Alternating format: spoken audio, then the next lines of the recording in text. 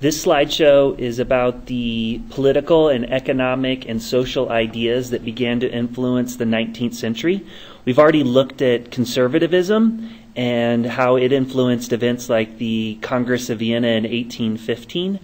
On the other side of the political spectrum is the ideal of liberalism. Both of these conservative and liberal ideas became more prominent because of events like the Enlightenment, which occurred prior to this time.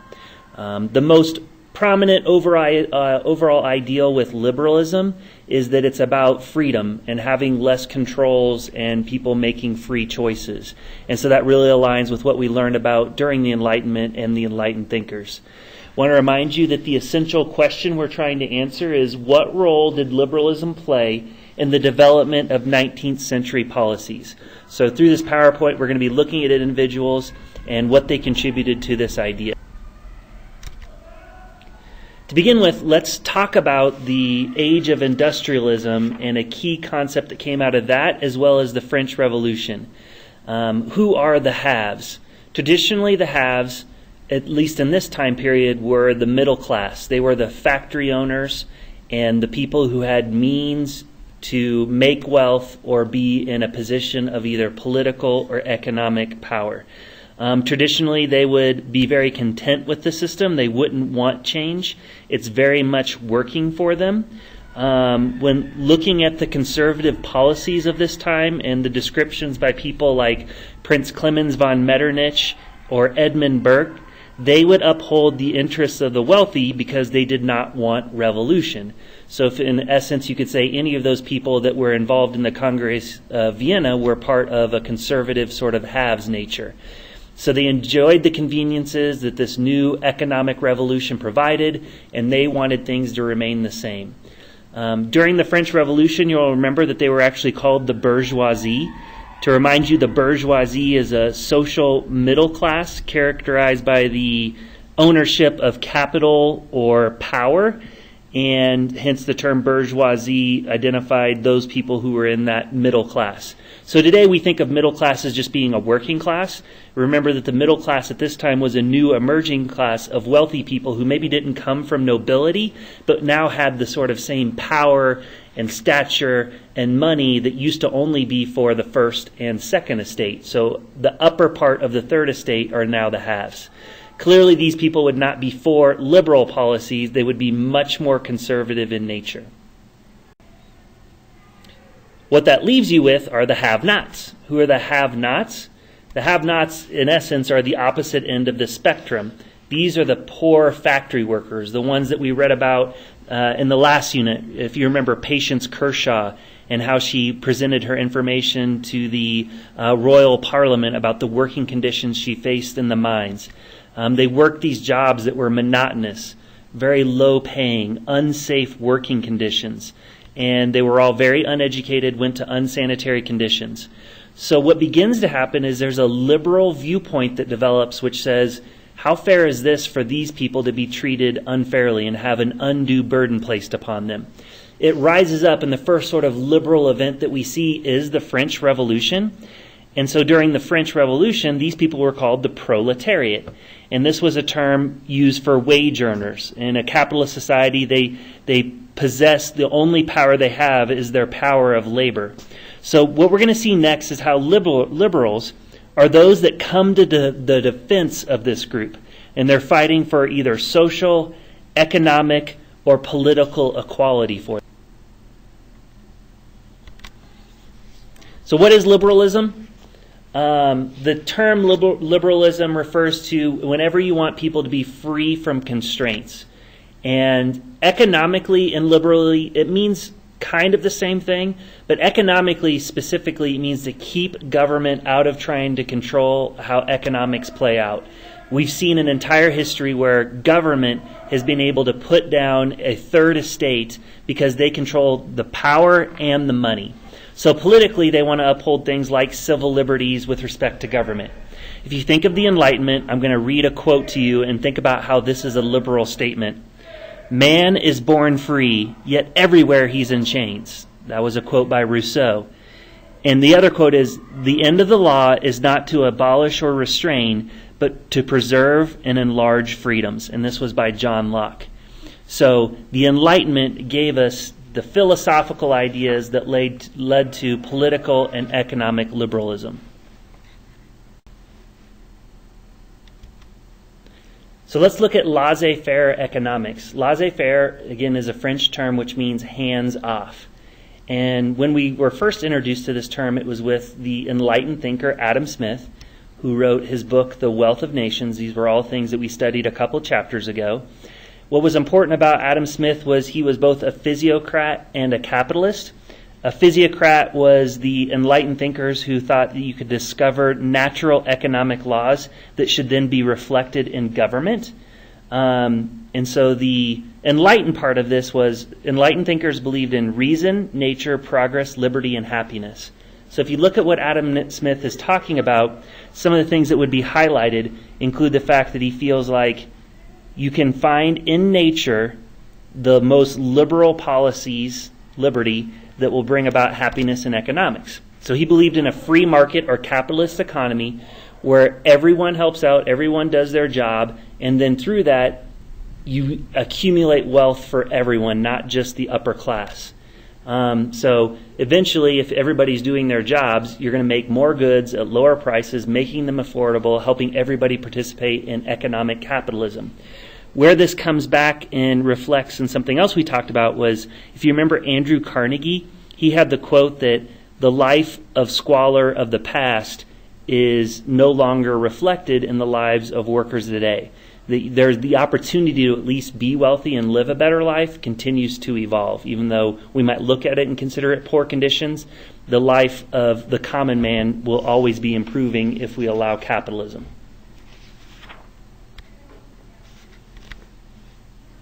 Up next is the idea of population control. I think each of these terms, as we look at them, if you actually look at the name of the theory, you should get a sense of what the outcome's going to be. So population is the growth and the number of people being born, and the theory of control is should we put any controls on that or not.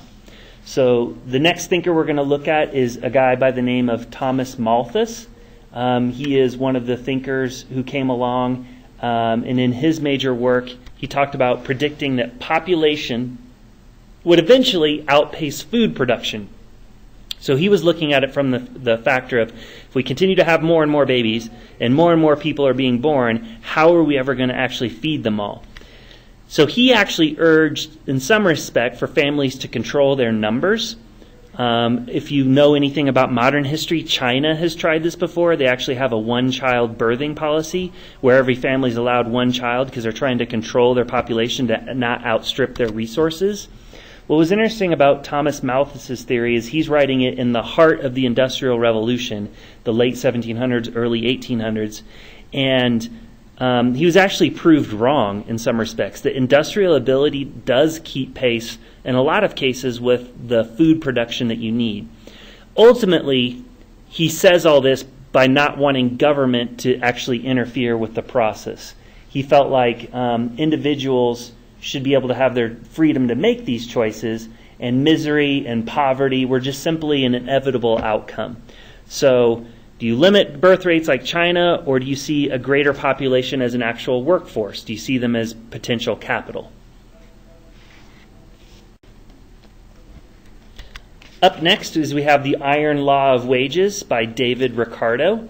This one's a pretty simple, sort of almost mathematical formula if you want to look at it this way. So the iron law of wages, an iron law is something that you see as immutable. It's a truth. So if I say the iron law of Doan's class, it's these are the things you have to do. So the iron law of wages means these are the things that will happen irregardless. Is if you increase wages, people inherently are going to have larger families. They're going to feel like they have more money so they can feed more children, and they're going to have larger families. With more children means you're going to have more workers. Eventually those people are going to have to do jobs too, so potentially that could be a benefit. With more laborers, the outcome becomes, well then actually you have lower wages. If I have 100 people applying for a job and I only need 10 of them, I can offer them a lower wage because I got 90 other people out there waiting to do the same job. So his conclusion was that raising wages arbitrarily does not necessarily do any good for workers. So his natural theory of population is that they would eventually drive down their own wages, outstrip their resources, killing people off and creating an imbalance again. And eventually that balance would work itself out as people died. Sciences such as this actually became known as what are called the gloomy or dismal outlook sciences. And you can see if you look at this one as well as the last one by Thomas Malthus, they're not actually all that positive about humanity or its outcome.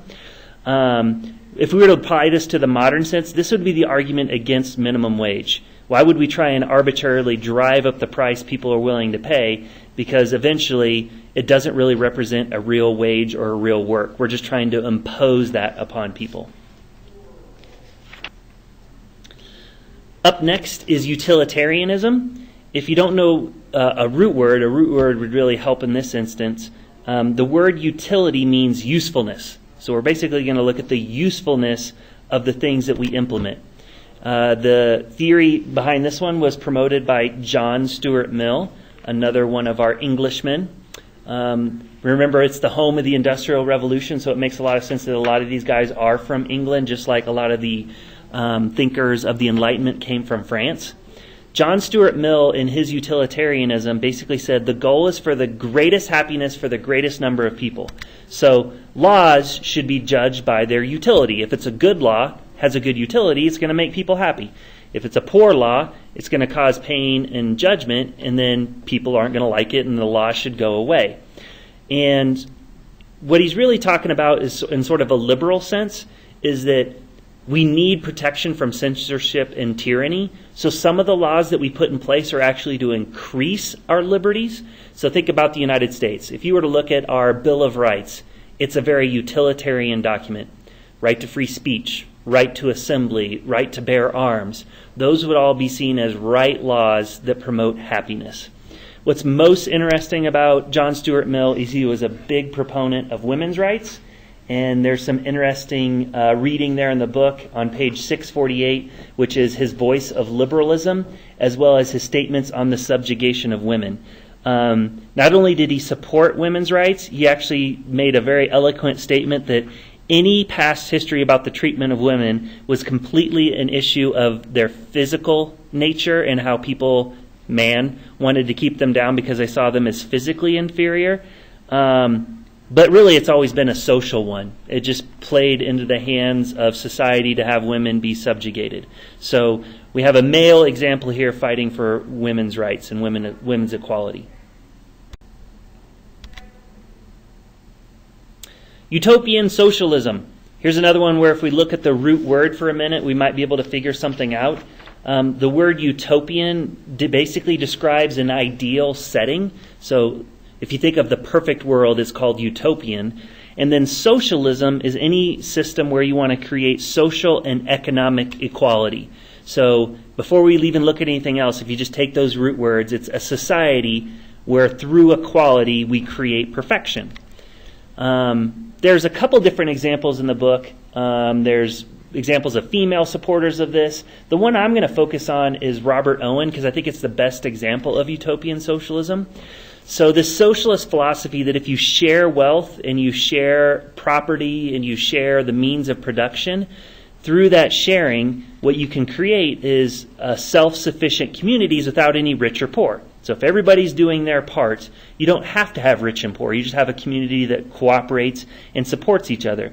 He was very much against private property, the theories of capitalism, that wealth through individual gains and competition. He felt like all of that was bad. He actually had set up his own utopian society in New Lanark, Scotland, and a couple of other places. On page 650, there's a picture of an image of one of his factories where utopian socialism is being played out, where children, factory workers are shown dancing with their families all around. And so this perfect ideal setting was going to be set up. He actually failed each time he set it up.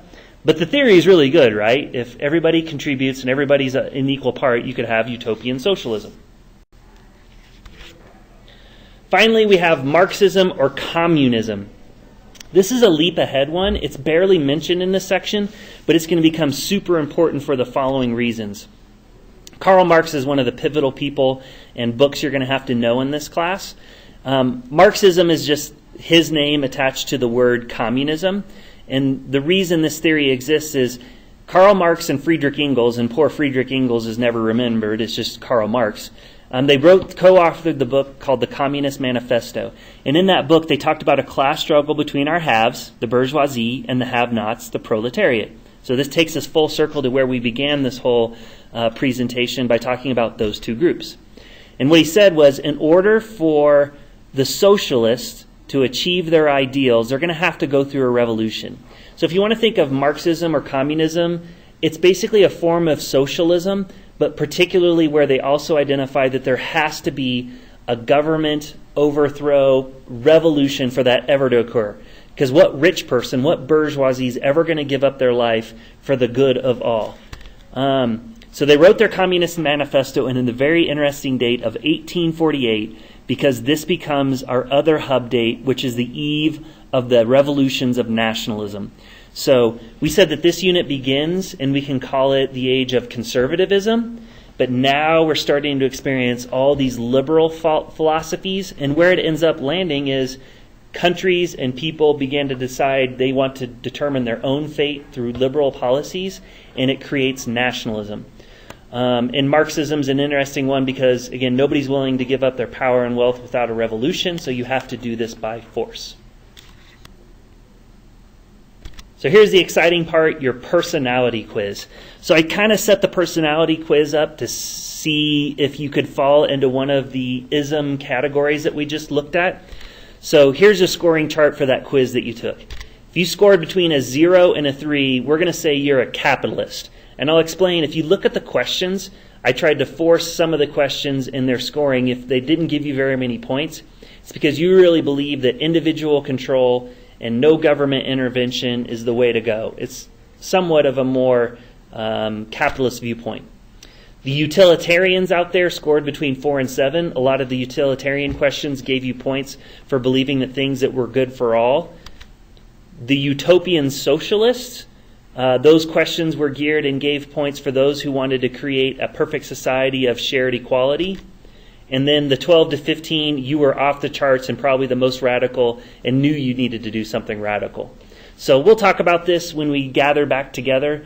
I thought it was a fun way to introduce the ideas. So if you look at your scores now, see if you really believe that you're either a capitalist or a communist based on your philosophies. So continue to look at this. I would review this PowerPoint. Remember that for your Cornell notes that you're being scored on your annotations. So when you create your notes, make sure it also includes your thoughts and feelings on the PowerPoint, not just what it says.